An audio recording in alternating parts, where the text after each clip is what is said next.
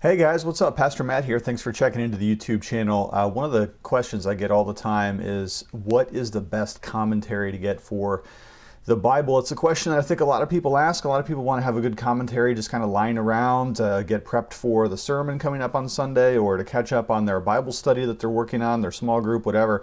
It'd be nice if there was a one-volume biblical commentary that just practically had everything that you need. Unfortunately, sometimes finding a commentary is going to be a lot harder than it actually sounds, and I'm going to kind of explain some of the reasons why that's true this morning in this video.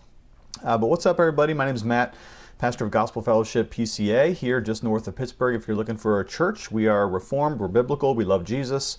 We're on a mission to share the gospel with the world. So if you're anywhere north of Pittsburgh, we'd love to connect with you. Again, Gospel Fellowship PCA. All right, so first of all, why is it so hard to find a good biblical commentary? Well, the answer to that it really has to do with the fact that the Bible is a very big book. All right, so if you have a very big book, and what is a commentary other than an expansion of the meaning, an explanation of the meaning of passages throughout that book?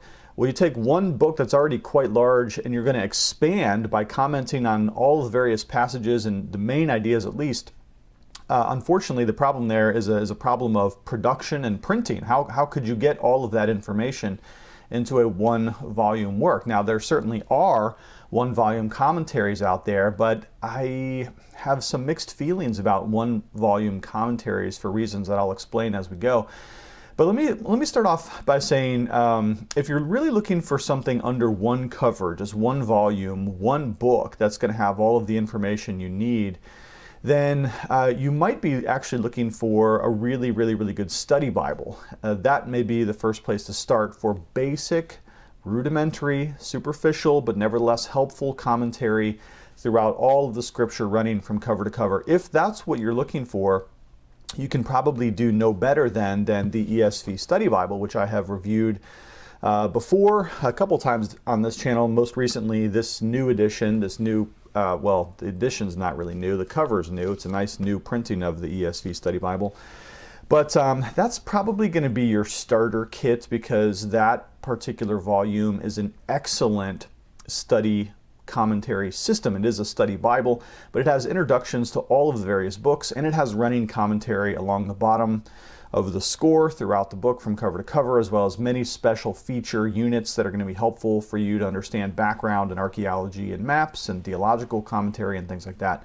So if you're looking for really something in one volume, that may actually be your best start. Now, there is something called the one volume commentary. There are actually many of them out there. I don't usually recommend one volume commentaries because they're just not going to be as sufficient as you're probably hoping. And not only that, but you tend to run into the problem of the one author perspective. So here, let me give you an example of that. Now, this is a pretty good one as far as it goes. It's the John MacArthur's Bible commentary in one volume. Now, I just happened to look up something from the book of Judges yesterday. Judges chapter 15 is our men's Bible study for this week. And I thought, hey, I'll give it a check out the old Johnny Mac one-volume commentary just to see what he says on Judges 15. Well, unfortunately, he only had one comment on one verse of Judges 15. He did not go through the entire of the chapter. And again, I think the reason seems fairly obvious, and that is that if you legitimately commented on every verse of every chapter of every book, you're no longer talking about possibly printing it under the cover of one volume. Okay, so not only that, but you run into another issue too, and that's one that causes me some pause with John MacArthur. I love John MacArthur for most things. He has a ton of good background information. But we do diverge from one another theologically on several important issues. Not every important issue, but several. For instance, he is a dispensationalist, and I'm a Reformed covenant theologian. So we're going to have disagreements on the various covenants. We're going to have major disagreements on eschatology. And so I have to take what John MacArthur says with a grain of salt. Other than that, he is very helpful. Now, there are the Matthew Henry one-volume commentaries, but even those are an abridgment of the real Matthew Henry multi-volume set. The real Matthew Henry is not just one volume, although you can buy it that way. But just know that set has been largely abridged into one volume. And not only that, but that abridgment of Matthew Henry from a multi-volume set into a one volume was done by some editors that did not share his theological sympathies. In other words, they removed quite a bit of what makes Matthew Henry a very distinctive Calvinist, Reformed, Puritan theologian. Some of the things that he said were uncomfortable to the editors, and so they removed those things and made Matthew Henry read as though he were more broadly evangelical, if not outright Arminian. Now, there is a commentary, unfortunately I can't reach it up here, by Jamieson, Fawcett, and Brown. It's a pretty good one-volume commentary. In fact, it was done in the 1800s, and Spurgeon preferred that commentary. I think it's pretty well done. But unfortunately, I don't know that it's even available anymore. You might be able to find it used, but probably not a new one. Somebody out there ought to put that baby back into circulation again, because it's a pretty good one-volume commentary. And so what that leaves us with then, instead of looking for one-volume commentaries, is that we're going to have to do the next best thing, which is to go to commentary sets. Now, the trade-off here is going to be financial, because whereas if you're buying a one-volume commentary, you might be able to do so for $35 or $40 for a good one, such as they are good. But when you get into one multi-volume commentary sets, now we're talking $30, $35, $45, maybe more dollars for just one individual book of the Bible. Now, probably these are really going to be the best in terms of digging into Scripture, because you're going to get way more content for any one book of the Bible. So for instance, let's have a look at this one right here. This is the New International Critical New Testament Commentary done by Erdman's. This is one volume just on the Gospel of John by Leon Morris. I tend to find that Leon Morris is one of the best commentators out there. So whatever company or publisher he's working for, I tend to like to buy his stuff.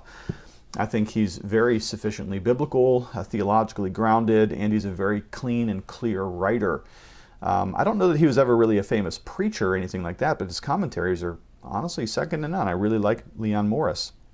But if I buy a volume like this, it's going to set me back, and so it's going to be hard for me to just go out and spend maybe $45 per and buy all 66 books of the Bible. So what I would tend to do then is buy one volume of commentary at a time as I can afford them, and especially as I'm preaching through those books of the Bible. So young preachers and pastors out there, it'd be good for you to begin investing in your commentary sets, but just know that it's going to be a long-term process, and it is going to set you back quite a little bit of money. Now, is that the only option for multi-volume commentary sets? No, there actually are some things that are a little bit cheaper, and that would be some of your paperback multi-volume commentary sets. For instance, here, I really recommend the Tyndale New Testament commentaries.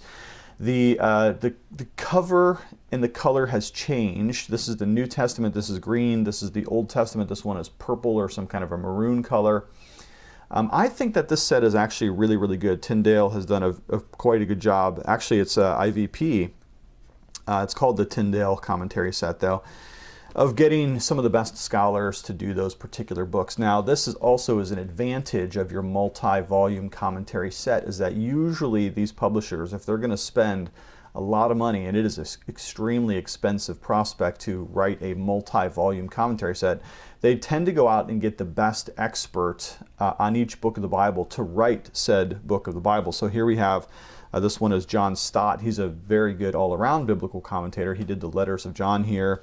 And this one is Alec Motyer doing Isaiah. He's well known to be an Isaiah scholar. So the advantage then in narrowing down to one book of the Bible per commentary then is going to be that you're really going to get some excellent experts on that particular book. Not just a New Testament expert or a Greek expert, but somebody who's really specialized in, let's say, the book of Galatians. So you're going to find your best specialized content in these single volumes. And you can get some paperbacks which are cheaper than the big bound hardback editions, which are going to be more expensive. So final thought I would say for you is simply this: invest wisely. It may be actually the best strategy for you to not buy all of one particular set, if that makes sense, but go out and find the very best volume, no matter who published it or no matter what set it belongs to. In fact, that's the approach that I've taken. Rather than buying all of the commentaries from one particular set, I've done my research and found out which author contributed which volume and which set by which publisher, and I've gone out and got those ones to comprise my library. As said, that was the last thought, but I do have one other thing that just kind of springs to mind. The only thing that you have to be aware of is that a lot of these experts may come from different theological traditions than you. So though they may be broadly evangelical, as a good commentary said would be, with a high view of Scripture, inerrancy, inspiration, writers who are obviously Trinitarian and believe that Jesus really rose from the dead, that kind of thing. Yet nevertheless, the best person on one particular book, let's just randomly say Micah or Obadiah or Ruth or Esther, might be a person from a different theological perspective than you. You may be a Calvinist and that person may be a Methodist, or you may be Anglican, but one of the best scholars in the world happens to be a Lutheran. So you do run that risk, if you call it a risk. Some may see that as an advantage. Other people may see that as something they may want to be aware of. So what are your options then? Just to review, a really good study Bible would be a first off ESV study Bible is probably the best. After that, there are a few one-volume commentaries out there, but then probably if you really want to get into the forest and the trees, you're going to want to start collecting individual volumes from multi-volume sets. All right. Well, thanks for checking in. I do love you lots. That's all I have for you today. By the way, my newsletter is going to go out. If you're not signed up to my newsletter, you can do so in the description of this video. Also want to mention our theological conference coming up November 11th and 12th. This is the year 2022, if you happen to be watching this later on. But we are having a great theology conference in November. We're going to be looking at the image of God and human sexual sin. So obviously a relevant topic. Love for you to come out to Gospel Fellowship for that conference. It is totally free, and you can register in the description of this video. We do want you to register so we can prepare in advance for how many people may come. But it is totally free, and we'd love to see you in November. All right, thanks for checking in. Love you lots. Talk to you later.